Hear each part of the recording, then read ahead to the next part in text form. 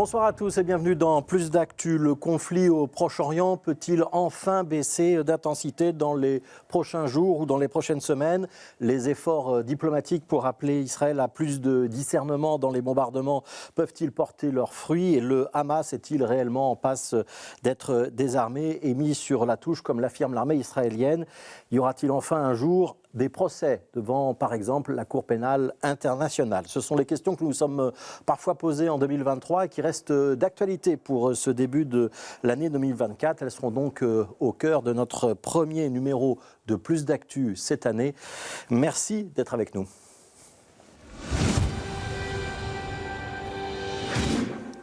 Et merci aussi à nos invités. Nous accueillons Elena Haoun. Bonjour, vous êtes professeure de relations internationales à l'UC Louvain. Vous êtes une spécialiste de la région du Proche et du Moyen-Orient. François Dubuisson, vous êtes professeur de droit international à l'Université libre de Bruxelles, spécialisé notamment en droit de la paix et dans le respect des droits humains. Avant de vous donner la parole, un premier témoignage recueilli lors d'une manifestation. C'était hier à la Bourse de Bruxelles avec environ 300 personnes à l'extérieur et à l'intérieur de la Bourse. On va entendre l'une des organisatrices de cette manifestation. Il y a 25 000 personnes qui sont tuées. 70% d'eux sont des femmes, des enfants. Et on a voulu montrer ça. Vous avez vu comment les femmes, les enfants se sentent concernés. Et on a dit, on veut l'exprimer. On veut exprimer cette douleur, la vie de toute cette femme qui doit vivre ça, les enfants qui doivent vivre ça. J'ai reçu encore un téléphone de Gaza, une femme qui dit « je suis au bout, je vais mourir comme les autres ». C'est une femme palestinienne de Malin qui est en ce moment à Gaza et qui ne sait pas sortir. Elle est avec sa famille, elle n'arrive pas à être répatriée, elle vit comme eux et c'est pour ça qu'on a voulu. Voilà, Elena Haoun, premier témoignage qu'on entend. On entend qu'il y a encore beaucoup d'émotions, beaucoup de mobilisation aussi autour de cette situation à Gaza. Peut-être un petit point sur l'évolution de la situation sur place. Quand on évoque une baisse d'intensité des conflits ou l'ouverture d'une nouvelle phase, c'est un vœu pieux ou ça peut devenir rapidement une réalité ? Écoutez, pour l'instant, c'est encore un vœu pieux. En 3 mois, on a un rythme d'attaque qui est très soutenu de la part des Israéliens à Gaza, mais également en Cisjordanie. Au quotidien, il y a énormément de choses qui se passent. Ouais, donc, avec l'armée israélienne et parfois avec les colons. Oui, mais quasi quotidiennement, surtout avec l'armée israélienne. Donc pour souligner qu'on est vraiment face quand même à un phénomène qui est massif, qui est très étendu géographiquement, même si l'essentiel se passe aujourd'hui à Gaza. Donc il faudra attendre voir les prochains jours pour voir s'il y aura effectivement une baisse d'intensité. Alors ce sera une baisse d'intensité à quel niveau? Est-ce que ce sont les bombardements qu'on pourrait appeler d'indiscriminés qui vont se réduire? Est-ce que ce sont les combats plus ou moins en face à face avec le Hamas qui vont se réduire? Au sol, ouais. Tout à fait. Donc se posent plein de questions. Ouais. Je vous pose ces questions-là, Elena Haoun, parce que le gouvernement israélien avait annoncé au début de l'opération que son but c'était d'éradiquer le Hamas. Et ce week-end, il y a eu une nouvelle communication de l'armée israélienne indiquant qu'elle avait achevé le démantèlement de la structure militaire du Hamas dans le nord de la bande de Gaza. Ce sont les mots employés par un porte-parole de l'armée israélienne. Est-ce que c'est un changement de discours? Est-ce que ça indique un fléchissement ou éventuellement un repositionnement géographique?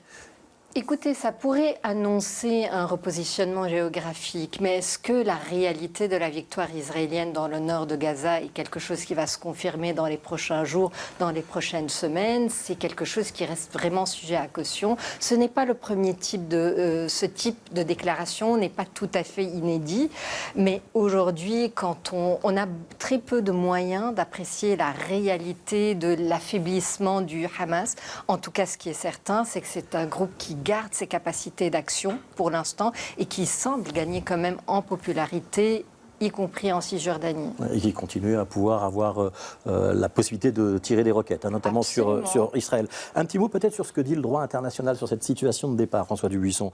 Il n'y a pas eu de déclaration de guerre. On a eu une attaque terroriste d'un côté avec le Hamas le 7 octobre, une riposte militaire israélienne de l'autre, un État reconnu d'un côté, un territoire dont le statut est un petit peu flou de l'autre. Est-ce que le droit de la guerre, on parle notamment souvent de la Convention de Genève, est-ce que ça s'applique dans ces cas-là ou pas ? Alors oui, ça s'applique parce qu'on considère que Gaza, comme l'ensemble des territoires palestiniens, est un territoire occupé par Israël.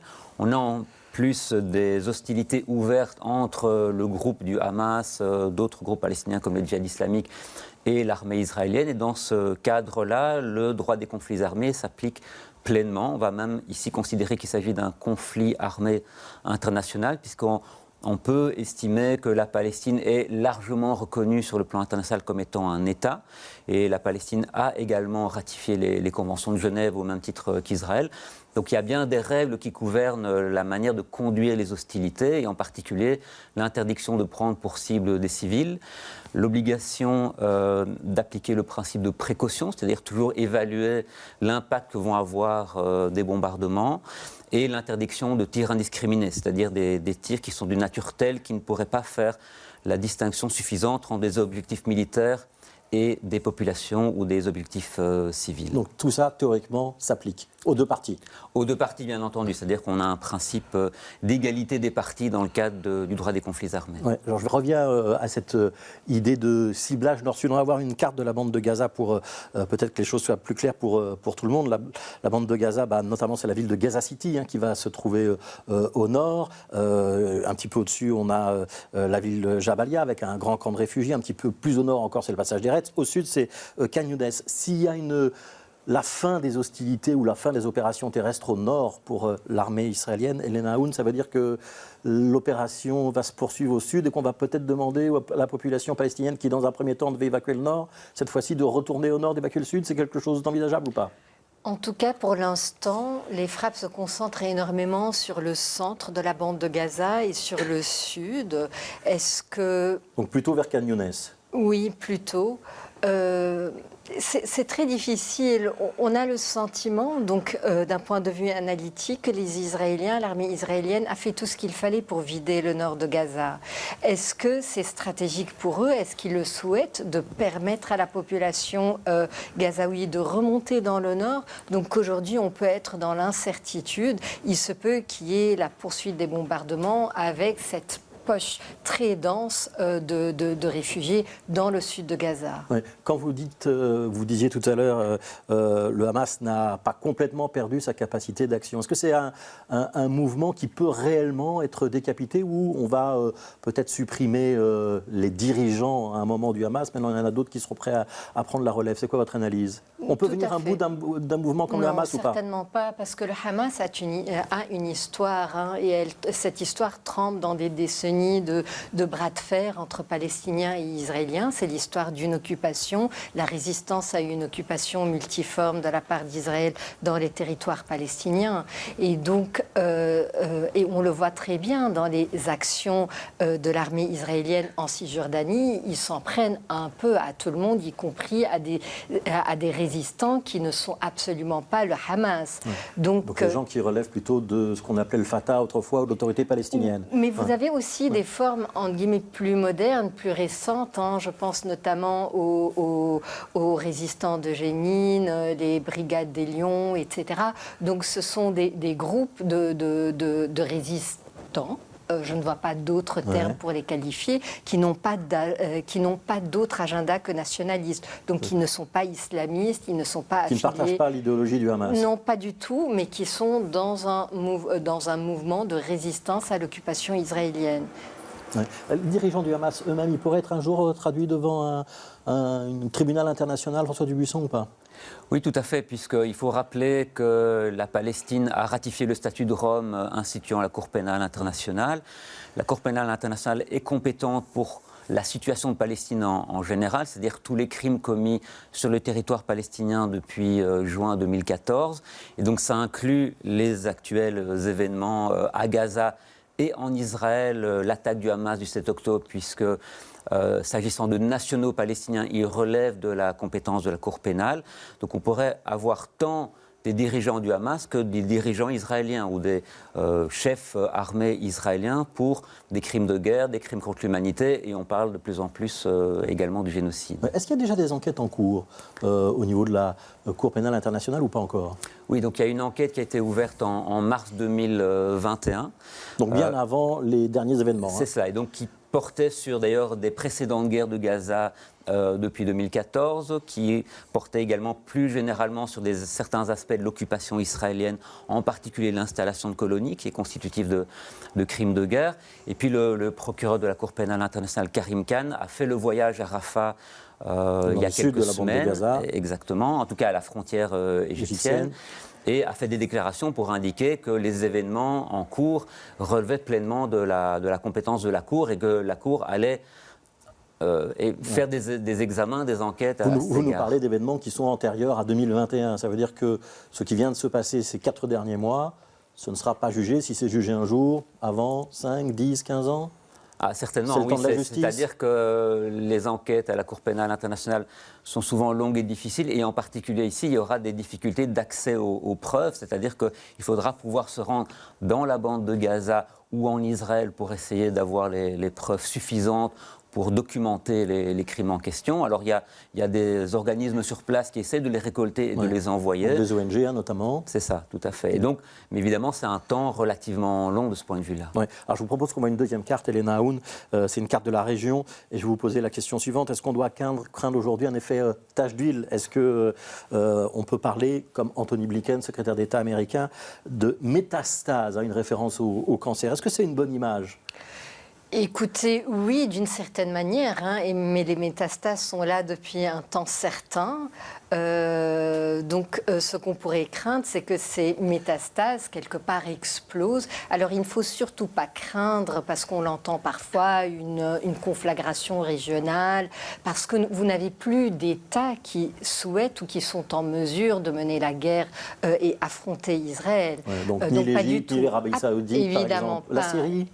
Mais la Syrie n'est plus que l'ombre de ce qu'elle a pu être. L'Irak, pareil.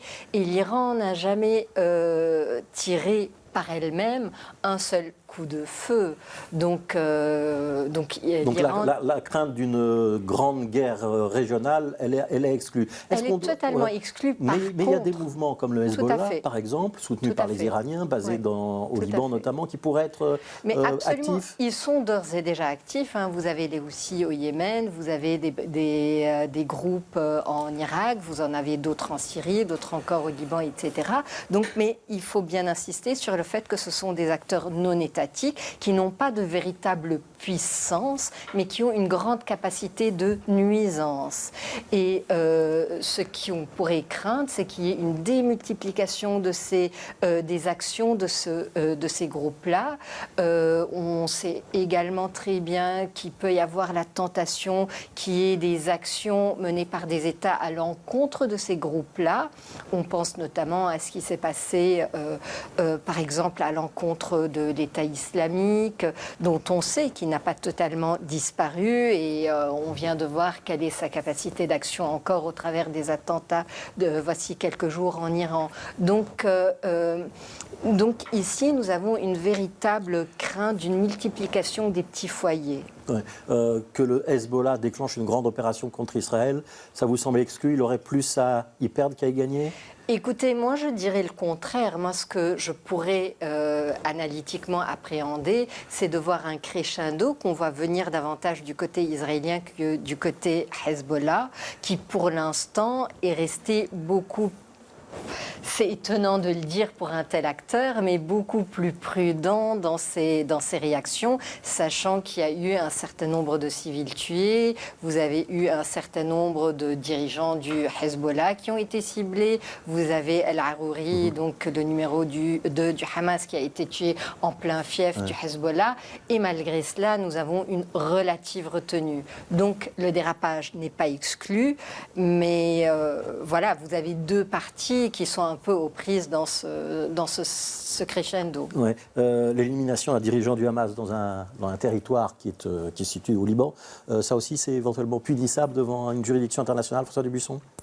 Alors, en l'occurrence, la Cour pénale internationale n'aurait pas compétence parce que ce n'est pas situé ni sur le territoire de la Palestine, ni par un acteur de nationalité palestinienne, mais ça peut être considéré comme étant une violation du droit international, à la fois de la souveraineté libanaise et même un acte de recours à la force contre le territoire libanais. Et puis les exécutions extrajudiciaires sont également considérées comme étant des violations des droits humains, en dépit du caractère potentiellement criminel, évidemment, de l'acteur qui a été visé. Oui, alors je vous propose qu'on voit un deuxième reportage. On va rester dans les manifestations, on est toujours à Bruxelles, mais on remonte un petit peu dans le temps. On est au mois de novembre, manifestation qui se voulait européenne ce jour-là, et les commentaires sont de Marine Guillet. Le message lancé est sans équivoque, la liberté pour le peuple palestinien. Les images des bombardements sur Gaza, touchant de plein fouet des civils, ont poussé plus de 20 000 personnes à se mobiliser pour appeler au cessez-le-feu. L'heure est grave pour tout le monde. Je veux dire, les Palestiniens, c'est eux qui subissent le plus et c'est eux qui sont dans la douleur, au niveau du corps, au niveau de l'esprit, au niveau du mental, au niveau de tout. Et ils sont déchirés, je veux dire, dans tous les sens du terme. Et qu'aujourd'hui, l'humanité qui compte peut-être 6 milliards de gens sont des observateurs et qui n'ont aucun pouvoir. C'est pas normal, c'est pas normal. Un sentiment d'impuissance partagé de façon unanime au sein de ce rassemblement. On se sent impuissant, triste, en colère.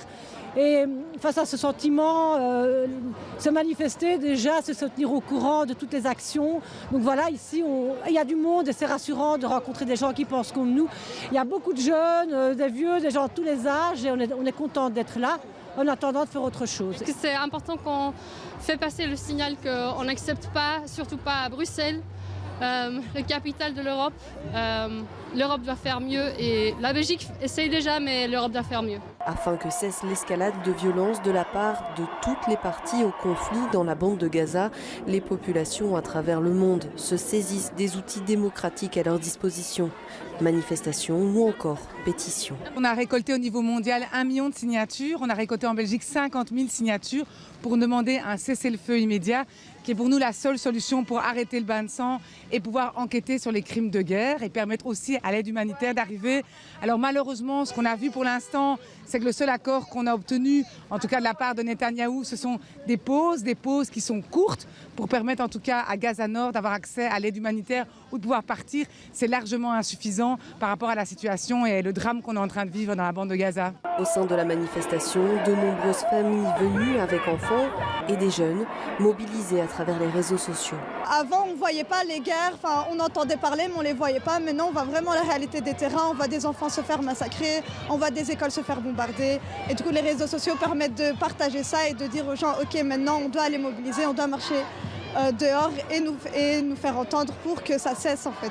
À l'origine de cette manifestation, une quarantaine d'associations de la société civile, de syndicats et d'ONG, dont l'association belgo-palestinienne et l'Union des progressistes juifs de Belgique.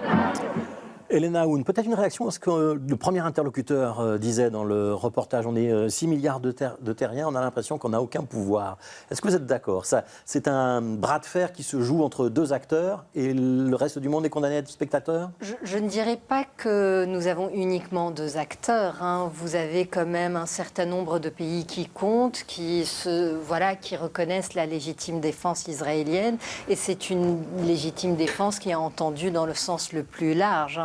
Donc Israël n'aurait pas pu se lancer dans les mêmes modalités de défense ou d'attaque à l'encontre de Gaza s'il n'y avait pas ce soutien, y compris de la part des États-Unis. Ouais. Anthony Blinken est quand même en tournée dans la région. Il essaye régulièrement de faire pression et d'appeler les Israéliens à la modération. Est-ce qu'il a une chance d'être entendu? Est-ce que la parole américaine pèse encore ou pas? Sans doute, mais il faut qu'elle soit sincère et il faut que les pressions exercées par les États-Unis soient sincères. Un certain nombre Vous ne pensez pas sincère? Alors, sincère au niveau humain peut-être, mais au niveau politique, je pense qu'il faut qu'on soit assez lucide dans nos analyses. Il est clair qu'un certain nombre de déclarations, un certain nombre de positionnements américains, notamment dans le cadre du Conseil de sécurité, semblent indiquer que pour l'instant, le blanc-seing américain est encore assuré à Israël. Et c'est vrai qu'on est dans une très très grande impuissance, bien évidemment monsieur, madame, tout le monde, mais y compris ceux qui ont développé des expertises sur ce conflit-là. Cette expertise aujourd'hui ne sert absolument pas à grand-chose. Et vous faites référence évidemment au droit de veto que les États-Unis peuvent utiliser au Conseil de sécurité des Nations Unies. Je voudrais qu'on On ne va pas se lancer dans un cours de droit, hein, François Dubuisson, mais juste préciser 2 petites choses. On a beaucoup parlé de la Cour pénale internationale qui juge les individus. Il y a aussi la Cour internationale de justice qui dépend des Nations Unies et qui, elle, juge les États. On pourrait imaginer qu'Israël, le Hamas, c'est pas un État, mais qu'Israël puisse être un jour poursuivi au niveau de la Cour internationale de justice. Est-ce que c'est une juridiction qui pourrait éventuellement imposer une pause dans les combats ou réclamer une pause dans les combats, par exemple, ou pas ? Alors, effectivement, la Cour internationale de justice, elle est chargée de régler les différends entre États. Donc, évidemment, le Hamas ne pourrait en aucune manière être concerné.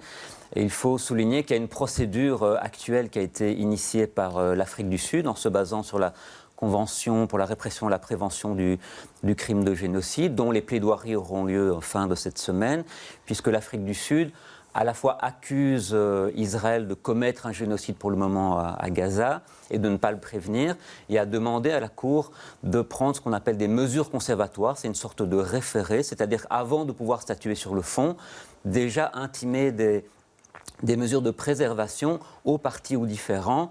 Ça veut dire qu'on pourrait avoir une décision de justice, entre guillemets, qui demande à Israël soit de faire une pause dans les combats, soit de faciliter un corridor humanitaire, des choses de ce genre-là ? Exactement, puisqu'il s'agit d'une ordonnance qui indiquerait un certain nombre de mesures à prendre, et en particulier, effectivement, de prendre des mesures pour éviter que des actes qui pourraient relever d'une intention génocidaire puissent être commis. Et ça impliquerait évidemment plutôt de suspendre toute une série d'opérations militaires ou de faire en sorte que l'aide humanitaire parvienne effectivement à la population civile de Gaza. Une chance raisonnable que la Cour internationale de justice prenne une décision telle que celle que vous venez de décrire ou pas ? Oui, assez probablement, puisqu'elle l'a déjà faite à l'égard de la Birmanie avec une action qui avait été intentée par la Gambie. Ce qui est plus douteux, c'est le fait de savoir si ça aura un impact réel pour Israël. Les mesures conservatoires sont obligatoires pour les États parties aux différends, en l'occurrence Israël, mais il n'est pas sûr qu'Israël se soumette effectivement aux mesures qui pourraient être édictées par la Cour. Ouais. Il y aura un jour, je reviens cette fois-ci à la Cour pénale internationale, il y aura un jour un grand procès, peut-être avec des dirigeants du Hamas, peut-être avec des responsables militaires ou politiques israéliens, ou vous n'y croyez pas ? Ça reste assez douteux, en particulier parce qu'Israël n'étant pas partie à la Cour pénale, elle n'a aucune obligation de coopération. Ce sera difficile d'avoir des dirigeants israéliens effectivement à La Haye pour pouvoir les juger, puisque la Cour ne peut pas mener des procès in absentia, en l'absence des accusés. Ouais. On est condamné à attendre et à considérer que c'est Israël qui décidera de la fin des hostilités, Elena Haoun ? Écoutez, fort probablement, à moins qu'il n'y ait un réveil des différentes diplomaties qui comptent et que ces diplomaties s'activent pour essayer d'arrêter le bain de sang d'une part, mais aussi le cercle de violence qui ne manquera, qui s'installe et dans la durée. Merci beaucoup. Elena Haoun, professeure de relations internationales UC Louvain, François Dubuisson, professeur de droit international à l'ULB. Demain, dans Plus d'actu, on fera le point sur ce qui nous attend en 2004 d'un point de vue électoral. On reviendra donc à la politique intérieure belge. On sera avec Pascal Delouit et avec le journaliste Nicolas Dedecker. Et puis on vous informe aussi le matin, vous le savez, sur BX1. Demain matin, on recevra notamment Karl Van Loo de la NVA et Fabien Minguin de Défi. Continuez à bien vous informer et à demain.